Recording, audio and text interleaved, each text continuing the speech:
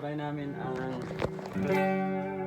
dalawang American Sound amp simulator. So, may dalawa. May gamit kaming Marshall MG30 CFX at may G-Crop. Ito nga G-Crop? Vintage G-Crop. So yan. So try natin yan ang clean with the Marshall MG30. So active 12 o'clock. Okay. Yan ang tone. Yan. Ang ganda. Ang linis.